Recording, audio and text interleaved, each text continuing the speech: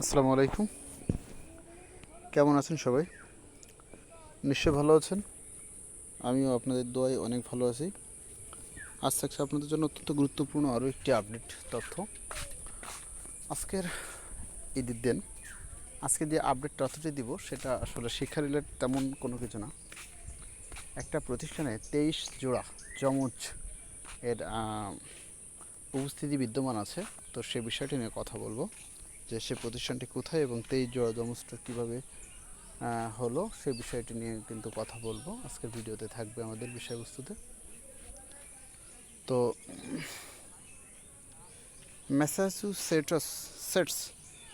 Massachusetts অঙ্গরাজ্যের নিধাম এলাকার Pollard middle স্কুলে, তাহলে আপনারা বুঝতে পারছেন যে কোন স্কুলে এটা কিন্তু ঘটেছে।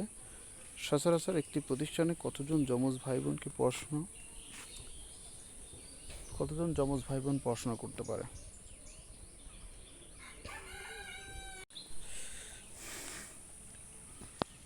তো সচরাচর একটি প্রতিষ্ঠানে কতজন যমজ ভাই বোনকে পড়াশোনা করতে পারে?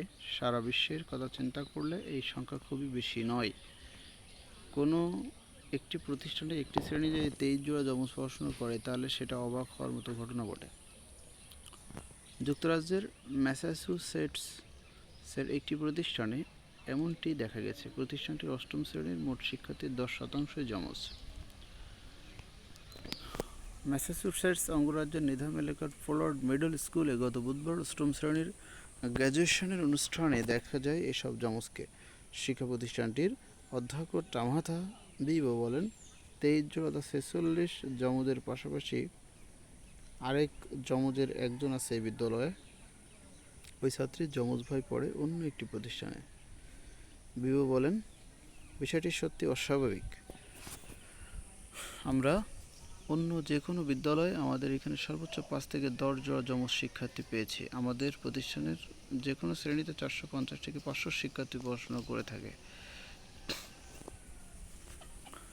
এবার অষ্টম শ্রেণীতে এই গ্র্যাজুয়েশন অনুষ্ঠানে অংশ নেয় 450 জন শিক্ষার্থী। বিবো বলেন, গত বুধবার অনুষ্ঠানের সময় শিক্ষা প্রতিষ্ঠানের পক্ষে ওই 23 জোড়া শিক্ষার্থীকে বিশেষভাবে অভিনন্দন জানানো হয়। যুক্তরাষ্ট্রের জাতীয় স্বাস্থ্য পরিসংখ্যান কেন্দ্রের তথ্যমতে যুক্তরাষ্ট্রে জন্ম নেওয়া শিশুদের প্রায় 3% যমজ। বিবি বলেন, পোলার্ড মিডল স্কুলের শিক্ষার্থীদের 10 ঘন্টা পর্যন্ত তাদের কমিউনিটিতে সেবা সংক্রান্ত শিক্ষা গ্রহণের পাশাপাশি কাজ করতে হয়। প্রতি বছর নিধাম এক্সচেঞ্জ ক্লাব কমিউনিটির সেবার জন্য 5টি পুরস্কার দিয়ে থাকে। এবারই প্রথমবারের মতো এক যমজ লুকাস ও শামির প্যাটেল তাদের সেবার জন্য এই পুরস্কার জিতেছে।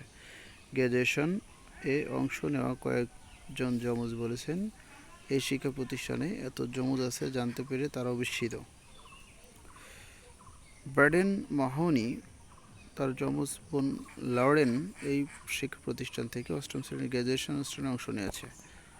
মাহোনি বলছে, এখানে কিছু যমজ আছে যাদের সম্পর্কে আমি জানতাম না, আবার অনেকে জানে না আমরাও যমজ। ধন্যবাদ সকলকে সাথে থাকার জন্য। দেখা হবে নতুন আরেকটি কোনো ভিডিওতে। ততক্ষণ পর্যন্ত এনটিআরসিআই অ্যান্ড এডুকেশন আপডেট চ্যানেলটির সঙ্গে থাকবেন। বেশি বেশি লাইক কমেন্ট শেয়ার করবেন। ধন্যবাদ সকলকে সাথে থাকার জন্য। আসসালামু আলাইকুম।